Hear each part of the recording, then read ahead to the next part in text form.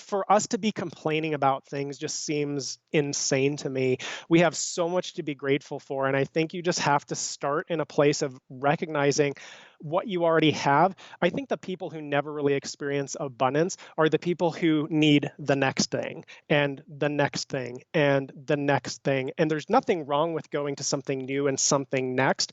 But if you don't feel rich where you are right now, I don't care how much money and prestige you pile on top of it, it's never going to frickin' change if you can't understand how to create a psychology of appreciation and gratitude on the front end.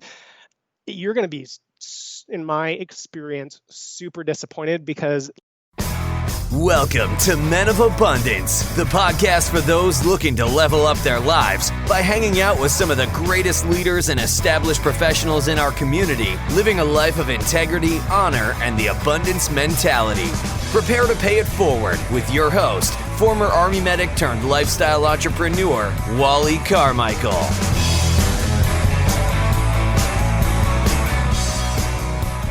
What's up, Men of Abundance? I am Wally Carmichael, your founder and host of the Men of Abundance podcast, the Pay It Forward community, proving to you that you can, in fact, live a life of abundance and prosperity in family, faith, finances, and fitness on your way to having more. Today's intro may sound a little bit off, and that's because I'm back in my original studio. Over the last 3 years, about just under 2.5 years, almost every single episode was recorded right here in the cab of my 2011 Toyota Tacoma, because at the time when I first started this podcast, I had a full-time job. I would go out during lunch and during my breaks and record the episodes with the guests, and then I would do the editing and all that stuff later. But right now I'm traveling. I just traveled from Florida all the way across over to Arizona. And I'm staying with family, and since I'm staying with family, I don't have my nice, comfy office where the acoustics are better and the noise can be drowned out. So I'm sitting out of my truck while the family's still in the house so that I can get these audios done for you, get the intros and outros done. All the recordings for the conversation was already done months ago. So I'm just adding in the outro and the intro, and we're going to get it done. So as I said, I've been traveling, and it took 4 days to drive from Florida to Arizona with 2 of my 3 boys. And along the way, of course, as you're driving and you're staying in a hotel and just all this other stuff, I was just reflecting on all the things that I've been doing over the last couple of years. And I've been watching the billboards, and being a business and life strategist, I'm just wanting to get out and fix these ads on these billboards and all this other kind of stuff. That's for another story, for another podcast. But I spend all this time helping other businesses innovate their business so that they can dominate their industry. And I was thinking, what have I done lately to innovate Men of Abundance? So I started brainstorming that and started thinking of it. And I came up with what I think is a great solution, not just for Men of Abundance, but for you. Now, you may or may not know this, but by listening to Men of Abundance, you should know, if you've been listening for a while, the best thing that you can do in your life and for yourself is to give to others. I talk about mindset, I talk about strategy, I talk about getting your story right. And by your story, I don't mean like getting your story down like you're going to make sure you and your brother or you and your sister are going to go tell your parents a story that something happened and you're going to make sure your story's lined up. Nothing like that. I'm talking about the story that you're telling yourself in your head. So you have to have all that right. And when it all comes down to it, at the very end, none of it matters unless you are able to pay it forward and give to others. And it is so easy to do stuff like this. Let me give you an example. One of the things that I found, and I learned this from one of my other guests, quite frankly, is when you're at Starbucks and you're in line, you're going through the drive-thru, and you pay for the person behind you. It's easy to do that because you don't know the person behind you. The person behind you doesn't have to feel awkward because you're paying for their meal or paying for their coffee or whatever it is. Or you can do this in any other drive-thru. I'm just using Starbucks. But this guy told me, he said, I like to walk inside the Starbucks, and I do too. I like to go inside the Starbucks because I like to see people's faces. I like to talk to people. I like to have a little bit more personable and personal interaction with people that I'm doing business with and people that I'm talking to. So I go inside, but there was a dilemma. How am I going to pay for somebody's coffee behind me in line? And what he came up with was, you don't do that. What you do is you ask the cashier, the barista, or whoever there that you're talking to pay for the person that's in the drive-thru. And I thought, well, that's brilliant. But I wanted to take it a step further. And what I wanted to start doing was handing out a little card. And I would say, pay for the person. I want to pay for the person in the drive-thru. But when you do, tell them that your meal is paid for or your order is paid for, and just hand them this card. And it's a little card that says Men of Abundance, the Pay It Forward community, with the website. And I'll write a little note on the back of it and say, hey, I just wanted to make your day today. Or maybe something that says, you're awesome. Or maybe something that says, be abundant in your thoughts and actions. Some little message, and then it says, pay it forward on there as well. And hopefully they will pay it forward and hand that card off to the next person. And I thought, well, this is a brilliant way to also share this with you, the listeners, so that you can not only pay it forward, give to others, feel amazing about it and doing it, and share Men of Abundance at the same time. So if you're willing to do that, then what I've done is I've created a page at menofabundance.com/PIF for Pay It Forward. And you can go there and you can print out a sheet, and it's got these little cards on it. And you can print that sheet out and cut those cards out. And then you can have that when you hand that off to pay for either somebody at McDonald's or somebody at any other restaurant that you're going to. If you want to pay for somebody's table as you're getting ready to leave, say, hey, I want to take care of that couple's bill over there. Just here's the money, and give them this little card. I personally think it's a great gesture because you're paying for somebody's meal, or you're paying it forward somehow, and then you're giving them a card so that they can pay it forward to the next person. So they're going to get a little bit better. I'm traveling, so please excuse it. It's not the best thing out there, but I'm going to make it better, and I'm going to have a video up there as well. I'm going to be at the Grand Canyon over the next couple of days. I may be able to record some videos up there that make it even more beautiful. But go there and check that out and pay it forward, whether you use the cards or not. Just pay it forward. I'm telling you, it will make your day, and it will make somebody else's day. So again, you can go to menofabundance.com/PIF. All right, so our featured guest today is a professional speaker, peak performance coach, competitive athlete, and the owner of Bergford Performance Systems. He specializes in helping motivated and athletic CEOs, entrepreneurs, and business owners master their mental training game and take their business, athletic pursuits, and life to the next level. Colored by a depth of experience across a variety of disciplines, Brian's focus is creating the most powerful psychology and mindset possible in his clients. Men of Abundance, it is my pleasure to introduce you to Brian Bergford. Brian, welcome to Men of Abundance, brother. How you doing? I am doing absolutely fantastic. Thank you for having me join you today. It's absolutely my pleasure, man. And before we get started, normally I ask what you're grateful for today. But before we even do that, I want to throw out what I'm grateful for, and that is Courtney over at Zippy Content. Give her a shout out because she's been sending me some amazing people to have these conversations with. Totally grateful for that. What's your experience been with working with Courtney over at Zippy Content? I have really enjoyed working with them. Not only the fact that I just like Courtney, she's a good person and she runs a really good operation, but it really helps me in the fact that, again, as we were talking a little bit before the show, having the opportunity to have a message that I can share and get out there, but also recognizing the reality of my time constraints, and I'm not going to be able to necessarily go out and do all the logistical work to try and connect with people and book myself into shows. And so having somebody to partner with is really powerful for me, and it's just been a great relationship and arrangement. Yeah, it's super convenient. And guys, if you've never tried to connect with somebody who's a content creator, whether it's a vlog, a blog, magazine, podcaster, you name it, you really have to connect with them. I get a lot of people that want to be on the show for various reasons, but quite frankly, I take most of my guests either through a personal recommendation, but most of them come from a organization, a program like Zippy Content, and Courtney sends me a lot of great people. When she sends me somebody, I take a look at them. Most people that just contact me, I may get to it. I just can't promise it. I just get too many requests. So I can definitely see how that makes a huge impact in your ability to manage your own schedule and let somebody else do all that, right? Exactly. I mean, anything that can, again, help me get the word out there and add as much value as I possibly can without me getting caught up in all the legwork and stuff, because that's just not going to happen.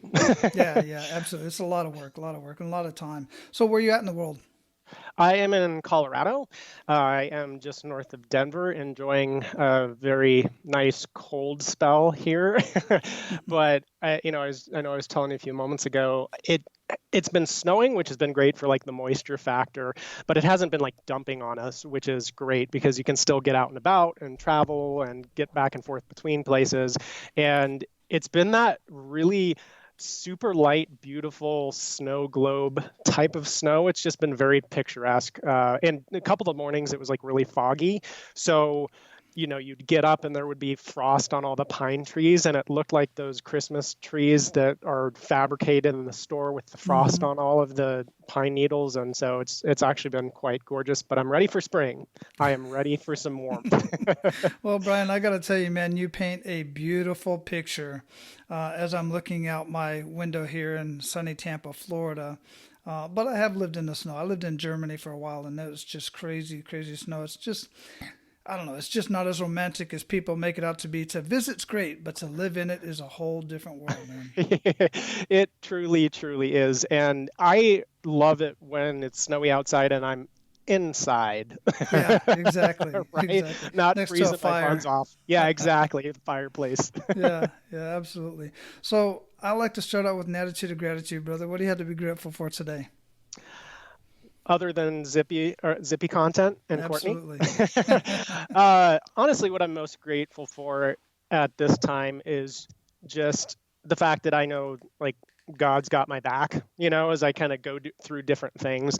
I've been through enough stuff in the past to just know, like, oh, this is going to be fascinating. I'm going to see how he works all this stuff out. So I'm very grateful that I have that basically in my hip pocket. And I don't know if that makes sense, but I think it's, sometimes we think of gratitude in the past, and I think being grateful about the future is a very powerful tool as well. And so I tend to toggle back and forth between those and make sure that and also the present moment.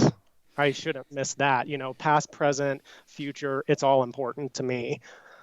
It's extremely important. I absolutely love the way you brought that up because so many people are so grateful and so excited about things that they've done in the past, but what have you done for me lately?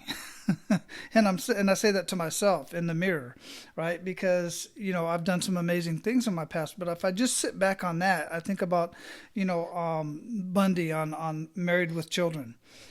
He used to always reminisce about his football days, and those were his best days of his life, high school football. But what has he done since then, type of thing. So, and I love that. I love that too. That's super powerful, and that's something I'm very passionate about. So one thing, in full transparency, that drives me absolutely bonkers is watching people sit around talking about that, and you can just tell the way. Like, I talk about the past too, and I think it's great, but when people are like harping on that, and you can tell they've kind of given up the ghost, they're just still technically hanging out on Earth because they don't have a compelling future and they're not looking forward to adding more value. Listen, like, the best days can always be ahead of you. Even if I think of something for myself, like competing in swimming, that's something that I love to do, but I'm like thinking way down the road. I'm like, when I'm like 97, I could be in the best swimming shape of my life, because it's all relative, right? It's all based on what your current potential is and how close you are to that, and taking the lessons and some of the things we've learned as we've gone through life and being able to apply that now. And I feel like that can just compound with age and put you in very powerful positions. And I think that the more people are out there doing that kind of thing, it inspires the snot out of me. I was at a meet competing like couple weeks ago, and there's this like 72-year-old guy that was just killing it. I mean, he was taking out people that were like 30, 40 years younger than him. And I was like, that is how I want to be when I'm 72. That's awesome. Yeah, that is really cool. I really, really dig that too. And guys, one of the things that I want to caution you on in this thought process, and I want your input as well, Brian, is, you let's take, for instance, let's look at a swimmer, for instance, who, swimming is a low impact sport, but it takes a lot of stamina. And if something were to happen in your life and you were the high school champion and then you went on to college and, you did it, even if you did it professionally, you did it in your community, you were just excellent at it and everybody knew you by that. And then all of a sudden, for whatever reason, you can no longer do that. Call it swimming, call it basketball, call it whatever you want. It doesn't have to be a sport. And then, a lot of people, my point is a lot of people take on an identity, that's your identity. But what we're talking about here is not reminiscing on that, but moving forward in another way and bringing value to your community, even if it's to coach and mentor others in something that you were so great in at one point in your life. Yeah, I love that. And volunteering and being able to give to other people, life's definitely, it changes, it throws curveballs at you, crazy things happen, dreams get dashed, et cetera, et cetera. And I think having the resiliency and, like you were speaking to, not wrapping identity up in, it's sort of like diversification in finances is the way that I think of it. So if I have my identity tied to any one thing, it's very easy to completely knock me off course.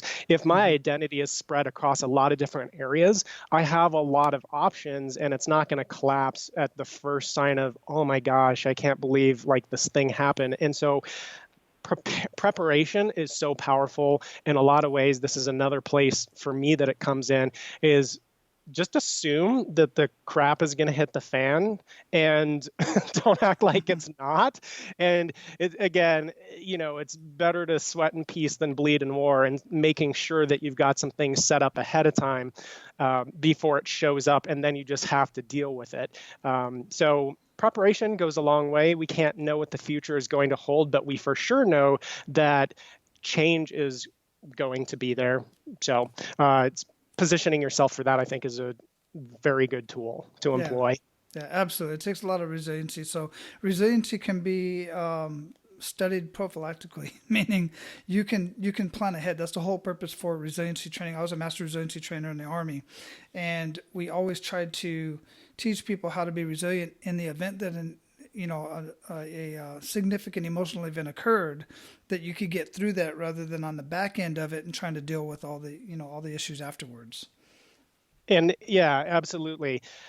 And the training that goes into your day-to-day is so powerful in that. So like for me, I primarily work with when I'm like speaking, or especially in one-on-one coaching that I do for people, performance coaching for athletic executives and CEOs. That takes a certain mindset for a person like that, right? To be really athletic and to own businesses or be like top level executive. And so you do have to have a lot of things really in place, and they play well off of each other. So a lot of the things that people learn in sports, and the resiliency and knowing that like if you hang in there, you will find your second wind, and just having the mental fortitude to push forward, those skills then bleed over into the business world. And then a lot of the business world stuff filters back in. And so it's this nice dynamic and flow, but it comes down to, for me, how people walk through their daily life and what they do and the practices they have in place and how consistent they are. Because if you build up a good reserve and then something happens, you're taking out a withdrawal as opposed to declaring emotional bankruptcy. Right. So that's another way that I try to look at it for myself, because I just know in the past I've had plenty of times where I was not prepared and I got kicked really hard, and I was like, oh, I'm out for the count, and that sucks. You want to have a plan for, it's like Mike Tyson. One of the smartest things I've ever heard said was everybody has a plan until they get punched in the face. Right. So true. Yeah, absolutely. And we're going to get into your kick in the gut moment here in a minute. Before we do that, how would you describe yourself? I think there's a lot of facets to all of that. I think at the core, the way I think about it, and the thing that drives me the most, sort of my most deep-seated why, and I'm not sure of all the reasons for this, but I'm a person that's just always been fascinated by and passionate about human performance and seeing the majesty of somebody that, whether it's an artist performing at the highest level, or an athlete, or a business owner, or a parent. There's something magnificent about seeing the flow of just being in their work and being in their zone, and just seeing there's like a flow to it, right? It's like there's oil on the whole thing. It's like nice and smooth, and it's beautiful to behold somebody do something, like whether it's like a Michael Phelps or some of the greatest business leaders that you just look at and you're like, that is fascinating. And I think it's always really inspired me. And I've always wanted to really push my limits, not like push other people's limits and compete and compare myself against other people, but I want to be the absolute best that I can be and do everything I can to take people that are serious about becoming everything they can, and drawing that out of them and doing everything that I can to empower them, to equip them with the tools and the mindset that they're going to need to take things to the highest level in their life. So that for me is human potential at its peak, is what's probably the most compelling to me. Yeah, I dig that, man. There's just so much energy when you're helping, and I'll speak for myself, when I'm helping somebody else reach that next level, whether it's in business or in their personal life with their family, I draw so much energy off of that. So I totally get that. Now, along the way, and I'm sure you've dealt with other people. If any of us that are working with people, we see a lot of kick in the gut moments, and we do what we can to help them through that. But share with us one of your personal kick in the gut moments that really kicked you down, but you came back from, and what you learned from that, and really make us feel that. All right. So I've had a lot of those moments. And frankly, I think if you're really pushing the envelope, you're going to have a lot more of those probably than most people, because you're going through life pretty quickly, and it creates a tremendous amount of resistance, and it requires you to be very streamlined about what you're doing.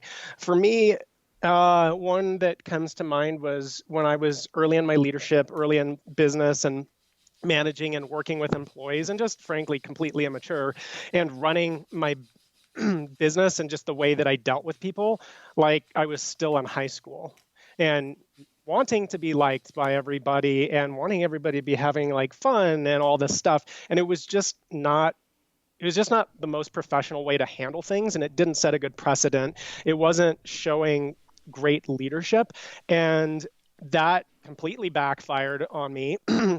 I lost a lot of staff at the time, and that can happen anyway. But the reason it was such a kick in the gut moment for me is because I felt I was culpable in that, and I recognized it. It made me dig really deep on a lot of levels. And that's one of my favorite things about failure. Like, after you have the whole pity party and being ticked off and everything else, you sort of start to reflect on things, and you're picking yourself up. And there's just something you learn when you get kicked in the gut, like you said, and you have to pull yourself back up, and you're like, I never want to experience that again. The having the gut and the visceral feeling of that failure so close can drive you so far to being like, I need to really, really become so much better. And, for me, that was about leadership and having to grow in my ability to lead people and to inspire confidence and to be mature about it and run my business like a big kid. And so that, as much as it was a total kick in the gut, and if I think about it too much, I can still like feel it today. But it's been a huge blessing, because I made so many changes coming out of that I never would have otherwise. And what does that do for you when you're working with other clients and other people, knowing that they're headed towards that kick in the gut moment? How does that make you feel? And then how does that basically set your mindset to move forward with those individuals? That's a great question. I take that a little bit on a case-by-case basis. If somebody's walking into something, and I feel like, for instance, I have somebody that I've mentored for a while that I think is about to make a pretty big mistake. And this person, I could tell them they're going to make the mistake, but they need to actually go through it. And it's not going to be catastrophic. I think that's where I'm very careful with it. If I can coach somebody around something and they're really ready to have that message resonate, I will talk to them about the mindset that it's going to take, and I will warn them about what's coming up. But in this particular case, and in a number of others, I will let people walk into things because I know if they don't feel it, they will never make the change that's necessary. And so as much as I don't want to see them necessarily go through the pain, I will kind of allow that as long as I feel like it's a responsible thing to do. And like I said, it's not going to be catastrophic and like ruin their life. We're not talking about that. But sometimes people just need to feel that, and there's no substitute for experience. So that's how I tend to think about it with clients. Really depends, case by case basis. Yeah, that's a very, very good point. Very good answer. I love that. It's like, with my own kids, my kids will never go through the hardships that I did at their age unless they just put themselves into that situation. But, and I could get into the, in depth of all that, what that entails. But at the same time, I am who I am because of those experiences. So I find myself having to fabricate and come up with ideas to test their limits and to put them into situations where they have to make decisions and some hardship, make them uncomfortable. They have to get uncomfortable in order to appreciate what they have in their lives today. Amen, brother. And it's not easy to do in today's day and age, other than, my thing is take them out into the wilderness or, let them experience as many things as possible and, let them fall down on their bikes and rough each other up a little bit and, that kind of stuff. That's right. There's something nice about the not being too where everything's sanitized, and we want to protect our kids because we don't want their feelings to get hurt. And it's like, you need your feelings hurt a lot because we're, everybody kind of knows this, I think, but I'm pretty passionate about the fact that there's something very powerful about stressing the system. And I'm not talking about acute stress that is going to cause brokenness, but there's no way to learn to adapt to stress except learning to adapt to stress. And I think that's one of the hardest things, for parents is having the wisdom to know when to sort of let things go a little bit. Hey, you need to kind of step out and experience that a little bit, and understanding where to kind of redirect kids' attention because that's not going to be productive and you're not ready for that lesson, not even close. Yeah, perfect example, man. Literally just this morning, I had to drive with my son to drop off his car. It has some issues anyway, so I had to drive him back. And he was telling me a story about yesterday at work. He works at the airport out here fueling aircraft, and he's in training right now. And one of the baggage guys was yelling at him yesterday because there was some liquid just pouring out of the plane. And my son couldn't see it because the jet was in the way and all this stuff. And the guy was yelling, an older guy, just yelling at him. And they found out it was just water or whatever. But afterwards, the gentleman came over and said, "Hey, I'm sorry for yelling at you. I just wanted to get your attention. I didn't know what that was." And my son's, he totally gets it, man, because he's been around me for so long. I'm a retired master sergeant, so I'm not about your feelings. I'm about your well-being. And he knows that. My son's like, "Dude, don't worry about it, man. I prefer everybody around here be safe. It doesn't hurt my feelings. You got to yell at me to get my attention and make me stop doing something that's appears to be unsafe." And some people, quite frankly, would be like, "You yelled at me, you hurt my feelings, and I'm gonna go home now." And I mean, I've literally seen this, so I'm not just making this up. So my thing is, and I told him, I said, "Hey, I'm more concerned about your well-being than I am your feelings, man." He gets it. And that's another thing. I love the way that you put that and the way that you approach it, because for me, my default, just based on kind of, life experience and everything else, I have a lot of empathy. I have very, very heavy empathy for people. Like, I won't sympathize with them, but I will empathize with them. But I default to that. Like, my wife, as an example, she's very factually based. She can keep things about logic, sequence. Her feelings really don't get involved in things. It's very rare when she starts getting emotional. She's like an emotional rock. That's just how she functions. And then I, being on the other side, can be prone to getting pulled into people's stories and what they're talking about. And we make a great team because she can be super factual. And if I'm being like, yeah, but this person's going through such and such, and she's like, yeah, but think of XYZ, and she can just list out stuff. I'm like, that totally makes sense. Mm-hmm.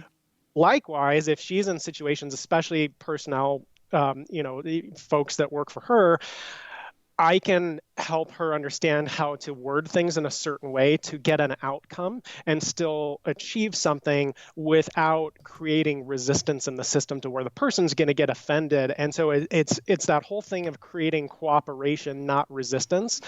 And it's a balancing act is what I've found. I don't know how you feel about that, but it's like everybody is so different, and being able to gauge that but not get caught up in their stories and dragged through the weeds of something that it's when you just need to tell them, hey, get over it, like suck it up and make it work. Yeah, I mean, I do realize that everybody's from a different place in life. Some people have gone through adversity in their life, and others, quite frankly, were sheltered coming up. That's not any fault of their own whatsoever. So everybody does handle critical, a critical mind or critical feedback. Some people handle it great, others not so much at all. And as a leader, you really do have to be able to know who you're talking to. It's extremely important to know who you're talking to, and maybe have an idea or at least consider what's going on in their life at that time, at that point in time, because that would change the way that they would react to certain conversations or even certain environments and certain situations. Absolutely. And there's some conversations that, well, I know I need to have with a staff member or somebody that I'm working with. And timing. Kids know this. Kids know when to ask their parents if they're smart about it, right? They wait till they're pretty excited and pretty pumped and in a good mood, and then they throw the request out there because it just doesn't really hit the radar at the same level as if the parents are not in a good place. And so I think finding the time to have especially tough conversations, it's a real art form, and it's hard. It's not an exact science. It's an art, but it's an important one for me to do my best to master every day. Well, absolutely, because if you are talking about staff members and you have to have a hard conversation, the timing's important not only for that individual's well-being, but also for the rest of the staff, because the longer you let something linger, if it's an issue that's affecting everybody, then it's not fair to them either. The rest of your staff, that for whatever the case may be. I mean, we're talking about we're speculating about many different scenarios here, but it is very important to be able to have those soft skills to know when and how to do that kind of stuff, have those conversations. Totally agree. So I'm looking at your website here, bergfordperformance.com. Is it .com or .co? .com. There it is. Tell us what that is. What's going on here? How'd that get started, and who's this for? What do you do? So, kind of going back a little ways, I have my background is in psychology, so that's what I went to school for, graduated from university, a psychology degree, and round about that same time, I also recognized that in addition to working with people, I had a way of working with dogs, and was very good at that. And actually that because I was originally in the corporate environment, and I eventually built a couple really successful businesses. So of course I was worked myself out of the corporate world at that point. And in terms of dog training, behavior, daycare, boarding, some businesses in that space. And when I had management in place and had those things running pretty darn smooth, I wanted to be able to have a purpose-built platform to do my coaching with people. Right, because it would get mixed in with my dog training, because naturally that's a relationship. When people are having issues with their dogs, especially if they want you to fix their dog, you just kind of you're hitting your forehead and you're like, oh, we're going to have a conversation. And you walk into the situation, you recognize a number of things that are contributing from the people's side to a dog's ill behavior and malfeasance. And so being able to coach people in that space, and also just different people that I've mentored over the years in business and different stuff like that. And so like I said, when I had my businesses to a good point, I wanted to go back to my first love and the human performance and psychology and mindset mastery and have a purpose-built platform for that. And so through Bergford Performance Systems, that's where I do speaking engagements for organizations, as well as one-on-one coaching, and I'm building out some, different courses that are going to be online coming up in 2019 here. So that's a little bit of a 30,000 foot for Bergford Performance Systems, again, specializing in athletes who are also sort of like business owners, because I'm of that mindset. I get those people. I'm one of those people. And so we tend to resonate really well. The biggest piece of it is that I want to work with people that are true high performers that are looking to get an extra edge. When I was doing strength training and conditioning for people years ago, I just found that I really loved working with like the football players at the university and being part of an intern at the strength and conditioning team there. I did not enjoy working in health clubs because it was like pushing a limp noodle. And I was like, I love people, but there was plenty of days where I'm like, I just want to punch you. Would you just do something and stop talking about everything that you want to accomplish? And like, I want to have this, and this. And the football players and the athletes at the university, they had batteries included. And those are the type of people that I love working with, the drive and the capability and the heart and the desire to give and contribute. Those are the folks that I really, really excel at working with. Yeah, I totally get that, man. I was a group trainer for a while, and exactly that. I mean, some people would want to do personal training, and I didn't do personal training because especially if I knew that they just weren't at that level. And it's interesting that high performers are willing to and know that they need various coaches in their life, not just in fitness, but in other parts of their life as well. Whereas other folks, many of the ones you just mentioned on the other, the pushing the wet noodle type folks, they just don't get it. They don't see the need for it. And it's kind of sad because it's the difference between somebody who wants things to be different and wishes that things were a certain way, and that's just the wavelength they tend to function on, versus people that are like, I am going to truly do something great and help in a great way in my lifetime, and nothing's going to get in the way of that, including my own ego, which would have me not reach out and ask for coaching and seek that out. Because a lot of high performers and type A personalities, they're go-getters. They're like, I will get the job done. I will find a way. But they come to a point where they recognize, if I really want to kick things up a notch and perform at a higher level, I have got to get in the hip pocket of some people that can cause me to grow and stretch me and make me uncomfortable to where I have to move toward that end. And so the goal and the vision and the objectives that those high-performing people have, I think a lot of those people would rather not get coaching, but they recognize that it is absolutely essential. And so they're like, cool, I'm going to do it because I want to do something great with my life. Nothing's going to stop me. Yeah, absolutely. And one thing I want to touch on here, and I don't know, I just feel compelled on having this conversation with you, is a couple things, actually. I just finished, I'm actually halfway through again, Can't Hurt Me by David Goggins. And, I heard him on an interview, actually, and one of the things that he said is that, he didn't agree with the idea of getting coached by somebody who has done something. As we were talking about earlier, you're talking about your past. I did this, and now I'm coaching in this. And his thing was, he said that, why would you get coached by somebody who's not currently doing what you want to get better at? And I just, of all the things, David's great. I dig his book. I dig a lot of stuff that he does. But that's the one thing I have to push back on, because how many professional football coaches ever made it to the Super Bowl or ever played professional football even? And how many, weight loss trainers were ever overweight or are currently overweight and trying to lose weight? So that kind of blows that whole concept out of the water. What are your thoughts about that? And I'll bring up the other thing. I love that you said that, because I was like, I hope he doesn't agree with that statement. Yeah, I do not. Right? Yeah. And because I don't either. And I think I understand where that's coming from, is you want to check that the person has fruit in their life, Right. and that they know what the heck is going on, and that they've actually accomplished some things, especially if you want to. But when we're talking about coaching, let me give you an example. So I swim with a guy.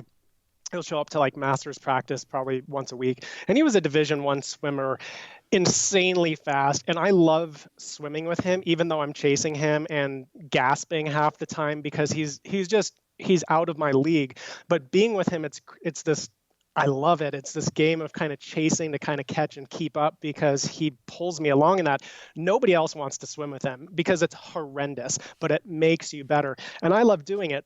The fascinating piece is when I ask him why he's so fast, or I'll ask him for tips in a certain stroke, he can never give me a good answer. I mean, this is a guy who can get it done. He's a great swimmer. He's one of those guys that Dave was talking about. However, he's horrible at coaching. And I love the guy. He's a great encourager. He can spot what's wrong.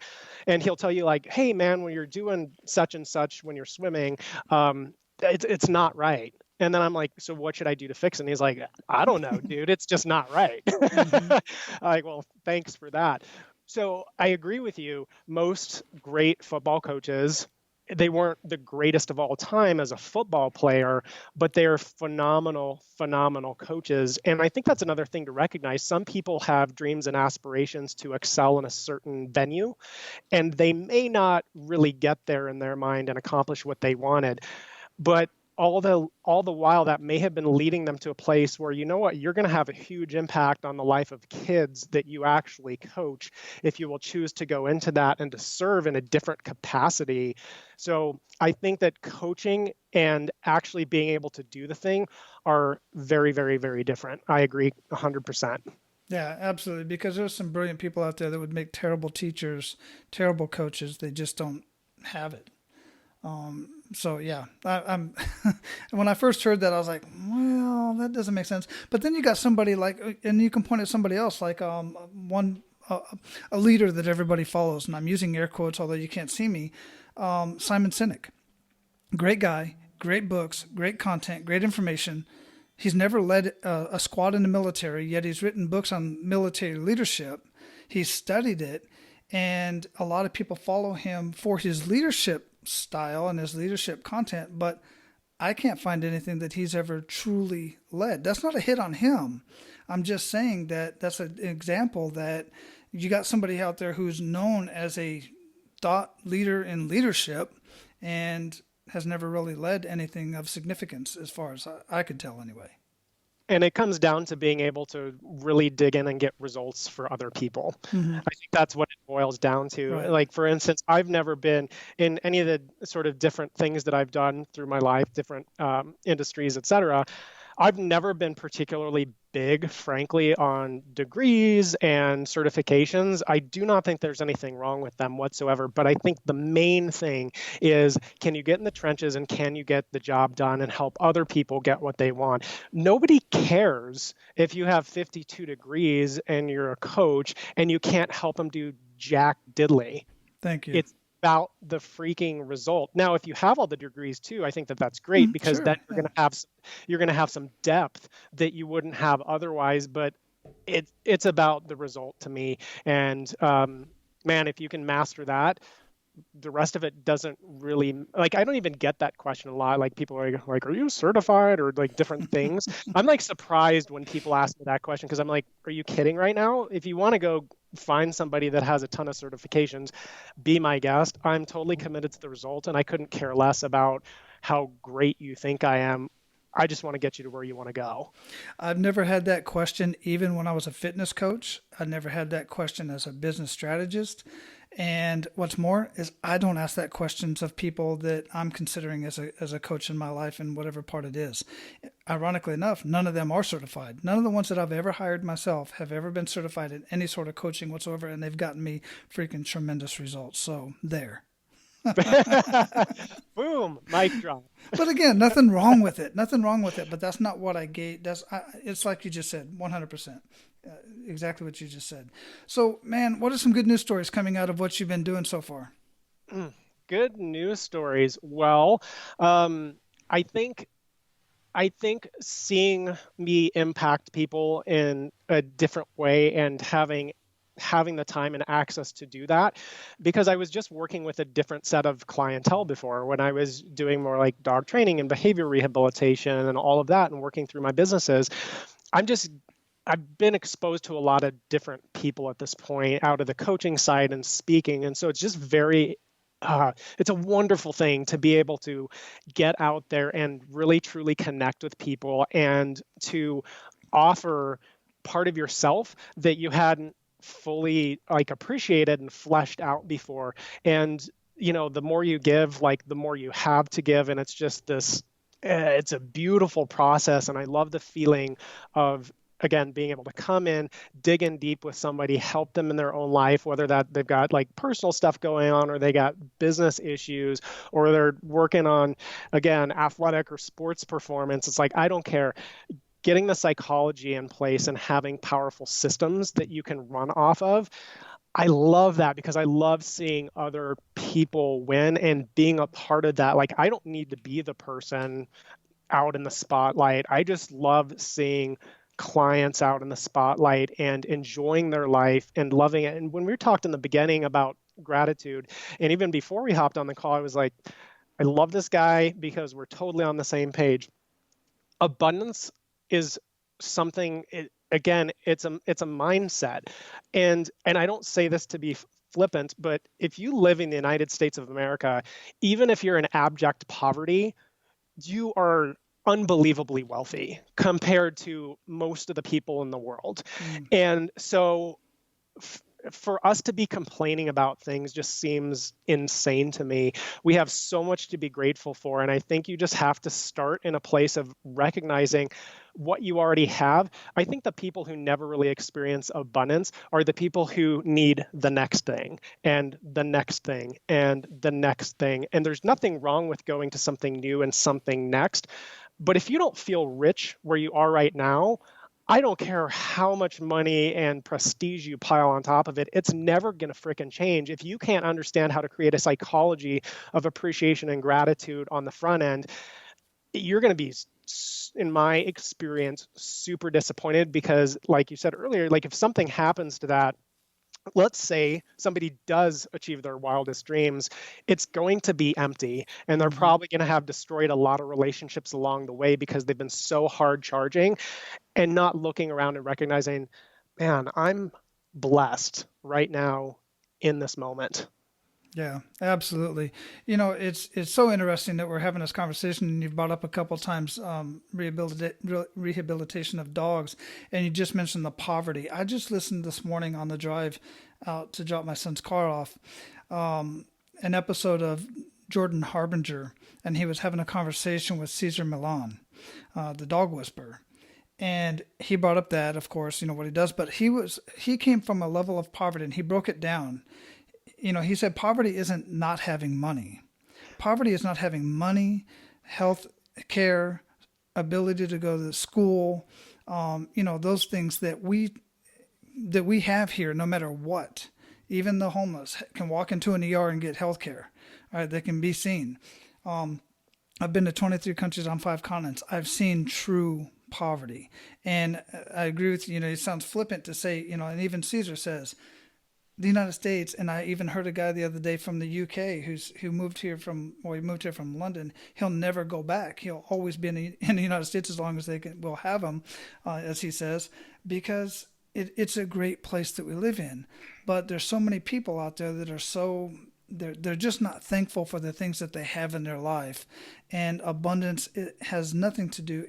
Money helps. Don't get me wrong. I like making money, but being abundance is being grateful for what you have in your life today in the form of relationships, in the form of your health, in the form of the ability to get care, go to school, and get educated, even if you can jump on YouTube and get educated. Yep, 100%. And when you have things like, for instance, those bad days we've all had, where we're like, do I Hmm. just attract negative attention? Like, what is happening? And it's this cascade of one crappy thing after the next, and it just keeps going. There's something about putting yourself in a place of a because we are in places of abundance, especially in this country. I mean, it's unbelievable. And I'm not saying there's not problems. That's not what I'm getting at. I'm just Right. saying that we all have things to be grateful for. It could be a lot worse. Like Hmm. seriously, it could for sure be worse.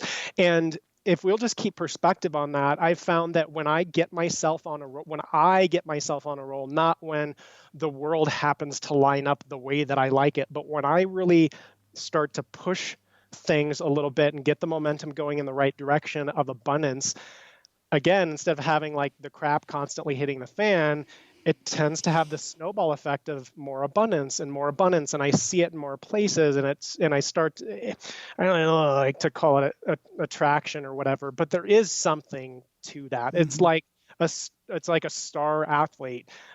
Sometimes you get on a roll and you get hot, and when people get hot, like, get the ball into their hands because they're going to make a play.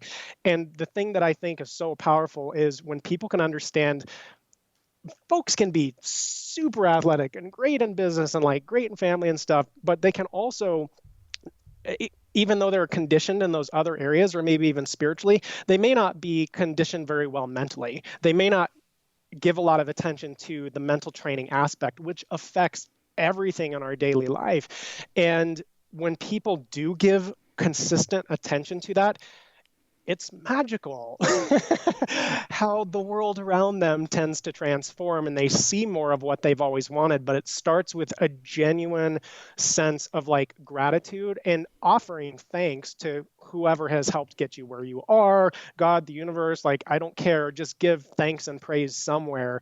There's a lot of power in that. There's huge power in that. And like you said, we are in a place of abundance, in a physical place of abundance. But a lot of people are not in a mental place of abundance. And once you change your story, you will change your life. And you've heard me say this time and time again, guys. So, Brian, we're at the point in our conversation where we are going to pay it forward to our abundant leaders. You ready to do that? Sure thing. Hit me. Excellent. Outstanding. So, share 1 to 3 actionable steps that men of abundance can take today. Well, I think just piggybacking off of what we were just talking about, making sure that you schedule and you build into your daily life some type of, and this can, I don't care if it sounds corny, like just do it in a way that resonates with you, having some type of a practice of gratitude. Because things like gratitude can hit us in certain moments, but if you actually have an active practice of it, going into that and experiencing it and remembering things that you can be grateful for and appreciating the moment we're in right now, and then maybe looking out into the future and being grateful for things that are going to happen and that the best days are ahead of you. One would be for sure some type of a gratitude practice. I've also been on a huge planning kick lately. So, with, obviously we don't have time to get into like all the logistics, but I work with this a lot in my clients, and it's a little different for everybody, but you need a system in place of reflection and planning. I want to reflect on what I've just done, maybe in the past week or whatever, and then I need to plan for the future, but it has to be a ritualized thing. I can't do it when it comes to mind or when only when I'm reminded on like a podcast or in a book I'm reading. I've got to build that into my life. So I would say gratitude, then we would go into planning, and then probably the next thing, just because this came to me in the moment, would be try something new. Try something new, have a discipline of trying something new, like once a week, once a month, and that can be anything, like a different activity or just changing your routine a little bit, because we don't tend to learn anything new when we get too much into a pattern of the same thing, the same thing, the same thing. But when you kind of break out of that and you are very intentional about doing something outside of the norm and something that's going to make you uncomfortable, and you're like, I don't know, I'm going to go try a jujitsu class, whatever it might be, or like a painting class, just do something a little bit different, and potentially with somebody that you love, your wife, husband, maybe go with them, experience experience can really truly shape you, and it can make you much better in the industry that you're in. I think a lot of people stay stuck and they only study their industry, and then they don't have the cross section of other areas of life to give different perspectives. And so I would encourage people to A, have a gratitude practice, B, have a plan, reflection and planning practice, and C, have scheduled in where every week or every month you're doing something that you've never tried to do before. Yeah, I love it. Absolutely love it. I'm all about rituals, and that's the next question about what rituals make the biggest impact in your life. But at the same time, I'm very much about switching things up a little bit and experiencing as much as possible.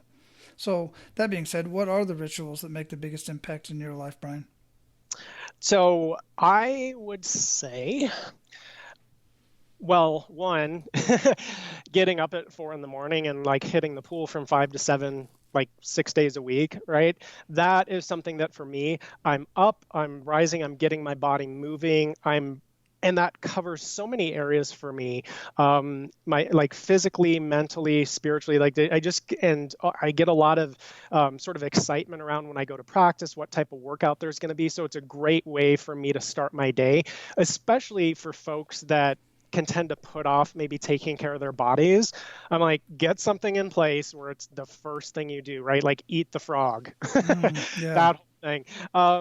This second huge thing for me, I would say, is meditation, as well as emotional conditioning, and going into some of the gratitude and some other states is a huge thing for me. And again, meditation is something that like some people will scoff at, especially if you're type A.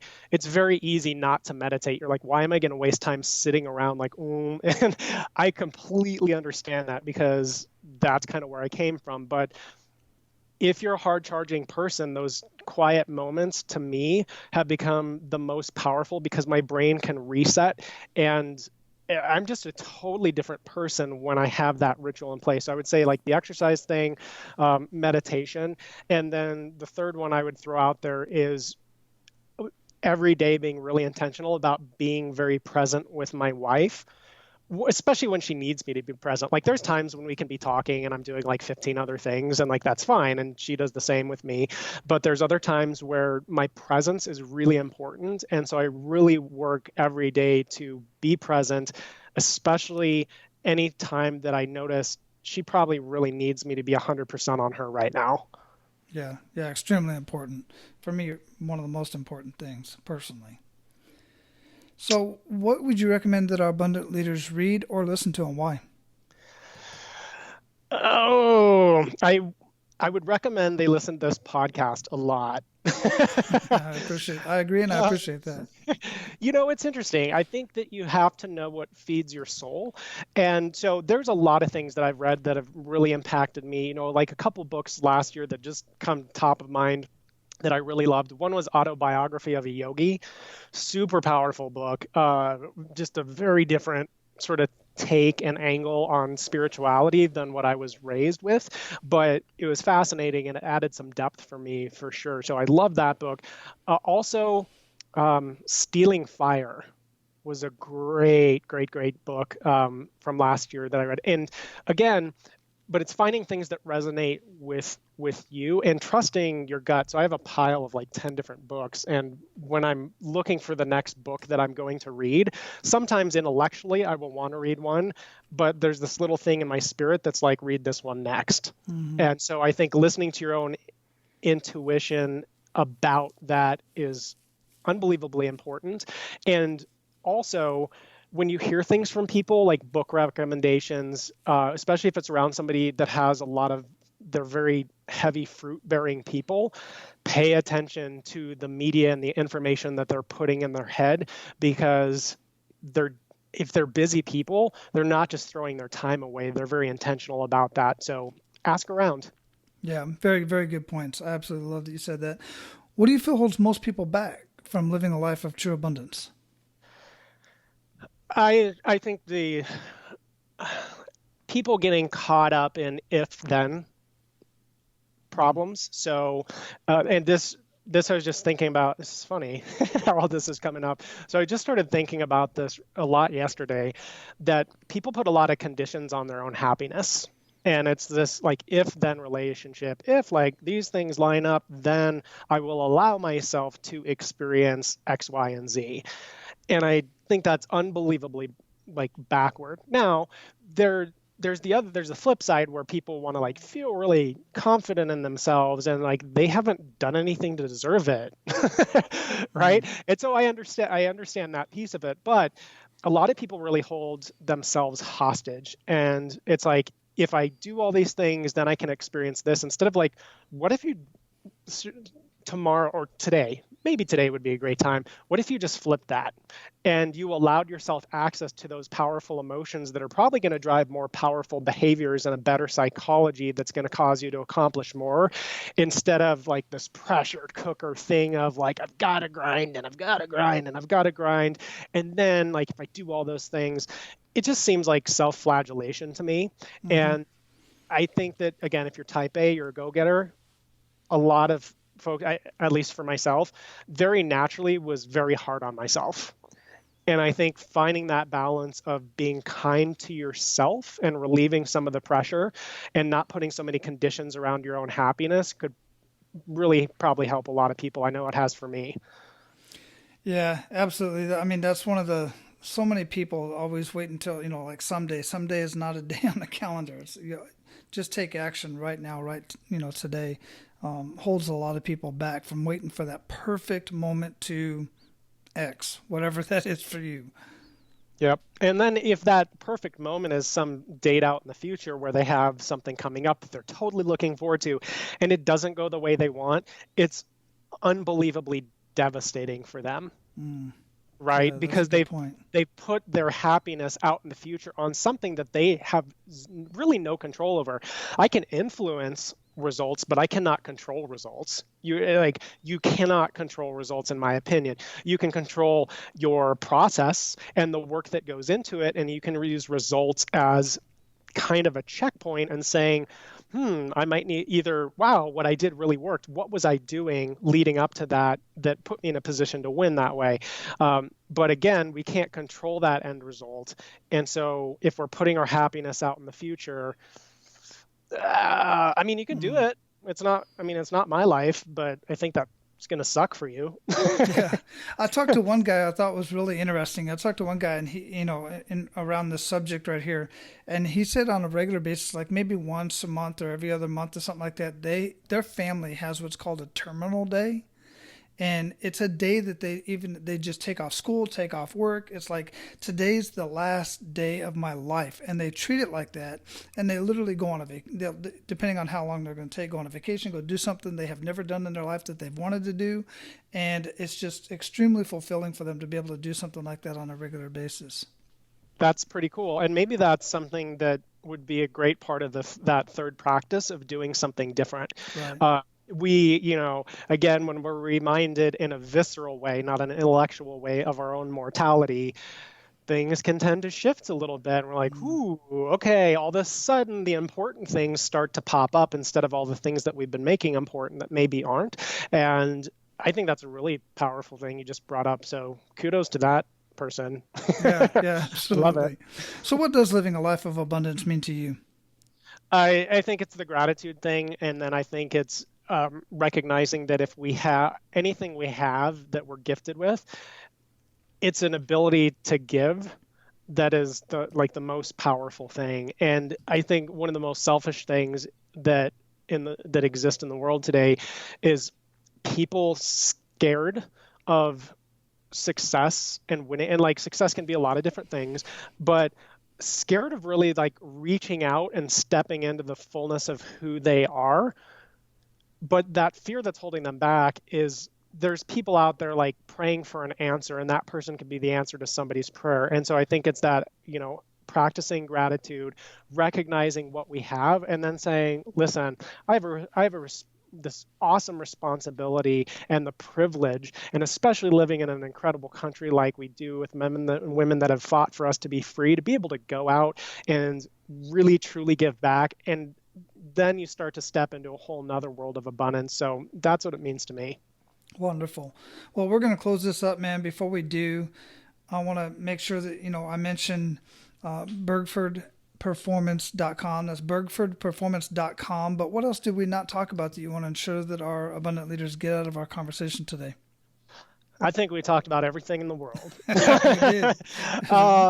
No, man, I just, if there's anything that, I don't know, if there's anything that I can do to help people, please let me know. I do think that if people, this might be something, if people go on to bergfordperformance.com, if they scroll down to the bottom of any page, there's like a little sign up thing to get a 5 performance optimization hacks I learned at the Olympic Training Center.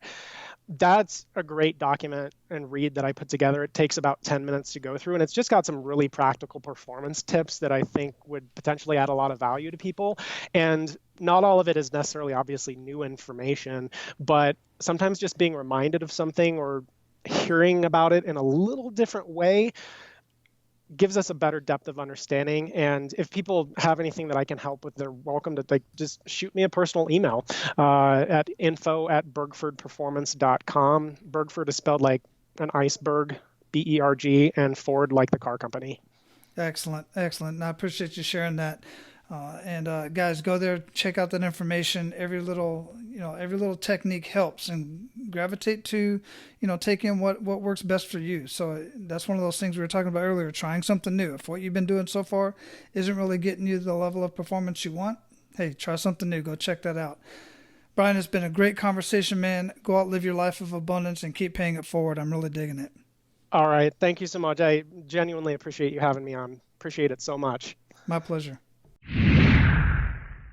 So your action step today is to figure out what you have to do to master your mindset and master your mental game.